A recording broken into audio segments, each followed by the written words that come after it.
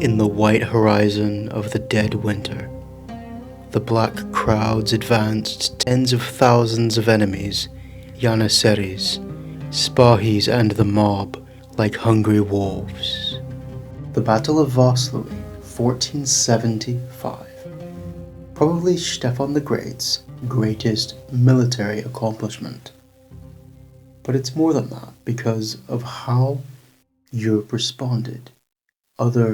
Other Christian leaders, and it would set a tone for the next 2 centuries of what would happen each time European powers about had the one-up over the Ottoman Islamic Empire encroaching into their lands. But how would they respond when they got these rare glimpses of hope and victory?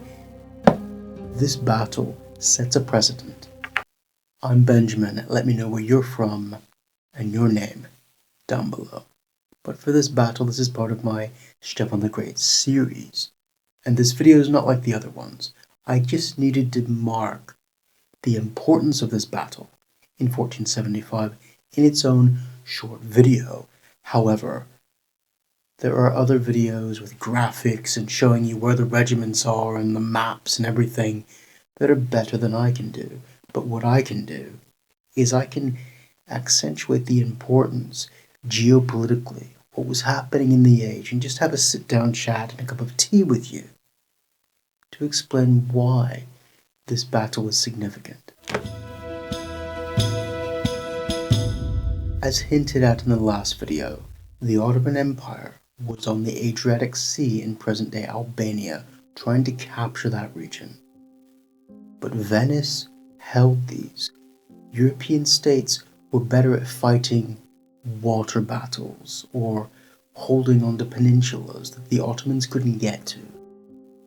And this Pasha, that's a lord and governor, Hodim Soliman Pasha, was ordered by Mehmed the Sultan to take his 100,000 troops and go all the way to Moldova to take out Stefan the Great, because a couple years before he had refused paying tribute. And they had gone back and forth. The Ottomans wanted the Black Sea coast. They wanted to be able to use Moldova eventually as a springboard to conquer Hungary and Poland. But Stefan the Great, of course, had other plans. He'd been preparing his forces for a while.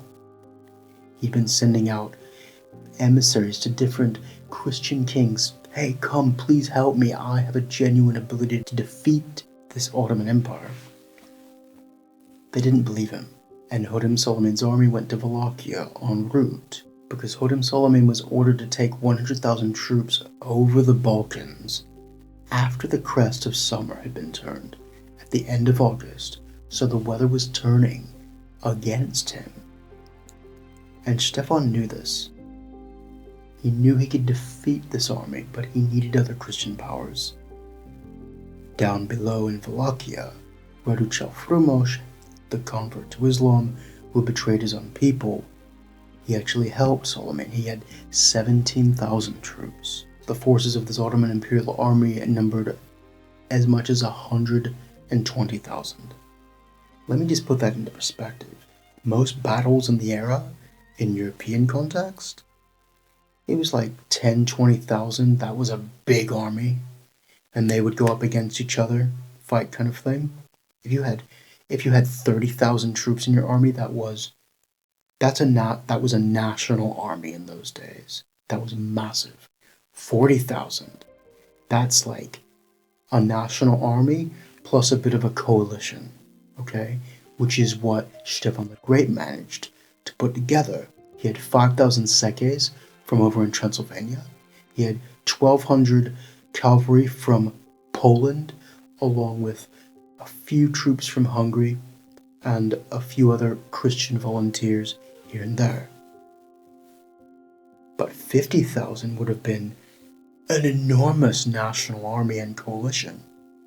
To go up against 100,000 in those days, that was an imperial army, okay, of many kingdoms subjugated by this Islamic empire, and then to have an additional force by Radu Frumos, adding it up towards 120,000. He was vastly outnumbered. However, he knew his land, and I'll put a link to my first video about Stefan the Great and his father. They fought a battle against the Poles in Moldova, in their principality, at a site which is very, very close to where this battle would take place. And in fact, he chose Vaslui along this river Barlot because of his experience. He knew the land in and out. Now you might be asking, why go all the way up to Moldova when not even all of Greece and all of Albania was conquered? Because those other areas are mountainous. The Ottomans wanted the plain of Moldova, like I said, to be able to launch attacks against the mighty kingdoms of Poland and Hungary. That was their eventual target, and the Kingdom of Hungary had intentionally, as a geopolitical strategy, reinforced Wallachia by helping Vlad, the Impaler, earlier in history, and at times Stefan, because they wanted a barrier between them and the Ottomans. The Ottomans wanted to remove that barrier so that they could attack these two mighty kingdoms directly. However, this battle, Stefan made a intentional strategy of burning, scorch tactics, scorch and burn. Like, you're advancing the army, we're not going to leave you any food, are we? No. And poisoning wells. So you're a bit thirsty? I hope you enjoy your death. And so the Ottoman army advanced up the river Siret. But Stefan moved to the east. He wanted to lure them up toward Vaslui, because this area is marshy. And that's why his father had chosen it. But also, there was only one real road up. And so he could lure them up, but he could back up and let Suleiman Pasha's scouts see the town of Vaslui was not burned. The resources were left. This was intentional. Stefan the Great left Vaslui unscathed, so that the Sultan would move toward it seeking resources, because he had to feed all of these men. I mean, if you've got 120,000 men and they don't eat for 12 hours, they're going to start to be a bit angry, right? So Stefan did not burn Vaslui, although he burned everything around it.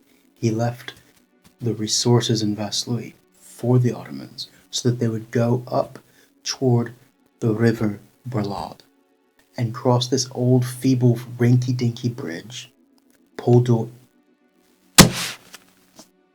and he led them up so that they would cross this bridge, Poldo Inald, over the Barlad River. Now, it was an old rickety bridge, and it would be easy to take it out or make it not functional so that they could trap the Ottomans on the other side of the bridge in the marshy lowland. That's exactly what he did. And the Wallachians of Radu Frumos held back. They didn't cross the bridge. This means that Stefan separated this army a bit. I mean, most of them were already on his side, but he kept backing up this wide bowl-like valley, backing up, and mist began to fall. And it was a very murky winter day by this point. It was early January now. And the armies met each other on the 10th of January. So that's not good for a Turk if you're coming up into this new land and it's winter, it's wet, it's bogland. And what Stefan did next was really actually quite brilliant. He set up trumpeters and musicians on the sides of this valley to play music and create spooky sounds and to create confusion so that the Ottomans didn't know what they were getting into. The Sekes he had brought actually were really, really good fighters. I mean, Transylvanians, they have to deal with really rugged terrain. So they met the brunt of the most experienced Turkish troops head-on, outnumbered 5,000 to about 7,000. That within a battle there are a lot of various skirmishes, and a battle is basically who wins more skirmishes, basically. And the Sekes within his army defeated a large bulk of experienced troops early on, and then the musicians came down and played all these weird sounds, and they're like, well, what's going on? We don't know what's happening. On the hill opposite, on the other side of the valley, Stefan came down with cannons, and then the Turkish army was decimated. It was a khadva. That's Welsh. It means, it was a massacre. The battle continued for 4 days of, the initial day, and then the Moldavians chasing the Turks, who were retreating, slicing them down as they were going. It was devastating. Stefan's army captured 4 pashas. That's like a lord. That's a significant ranking person to capture. As many as 40,000 people were captured. Some say 4,000. I mean, you have various people saying different things in those days. You don't get an accurate depiction, right? But the point is, 45,000 Turks were dead. The point is, a lot of Turks died, 45,000. This was a great result for Stefan the Great. And I should note that the numbers can be skewed, we don't know exactly. The main information that we have on this battle comes from a Polish historian, sometimes called the father of Polish history, Jan, I'm really bad at pronouncing Polish, I'm sorry. Jan Vogos, okay? He said this: all but the most eminent of the Turkish prisoners are impaled. The Romanians of the era liked to impale people. Dracula, right? I mean, it's a scary thing to do. I mean, if an enemy's in your land and you start impaling people, I'd back off, right? Like, I don't want to. This Turkish army narrowly escapes with its life. I mean, it's almost such a disaster on a scale that it could have broken the Ottoman Empire. And the key thing is that the most experienced, seasoned troops of the Ottoman Empire were killed following up this battle, and this is what makes it so important. Stefan's writing to the Kingdom of Hungary, to Poland, to Wallachia, and over to the Pope, in Italy, saying, now's our chance. Now. I've killed the biggest, baddest guys. Come and help me. We need a grand coalition of Christian states to drive this evil religion out of Europe and defeat this dark empire of the Ottoman Sultanate. And he contacts Hungary and sends him letters and even gifts saying, like, join us. And then the Kingdom of Hungary, Corvinus, he's trying to take credit for this victory, sending stuff on to the Pope saying that he did it. And so he contacts Poland and gives him, like, captured battle standards from the Turks as gifts, saying, will you form an alliance with me so that we can go down to Constantinople and drive these people out of Europe? And the Polish king, this guy, he says that he's too poor in men and money to do so. So Stefan takes a large portion of the booty and the spoils of war and gives them to Poland as a gift, saying, here, I'll pay you to come and fight with us in a confederation against these people. And then he says no again, and his own people in Poland call him slothful. He almost loses power because of the shame that he won't join his Christian brother in that war against the Ottoman Turkish Islamic Sultanate and drive them out. And the Pope will not send him troops either. Why? I mean, you have all these massive Christian kingdoms who are not willing to help him. And this is important. Even though the Pope calls him this, Pope Sixtus IV calls him Verus Christianae Fidei Atleta, the true defender of the Christian faith. He still doesn't help him, and then even though that Polish historian says, praiseworthy hero, in no respect inferior to other hero soldiers we admire. He was the first contemporary among the rulers to score a decisive victory against the Turks. To my mind, he is the worthiest to lead a coalition of Christian Europe against the Turks. So we have people at the time, prominent historians, saying this guy is the guy to lead us in an alliance of Christian European states to drive this Islamic Ottoman Empire out of Europe. But why don't they do it?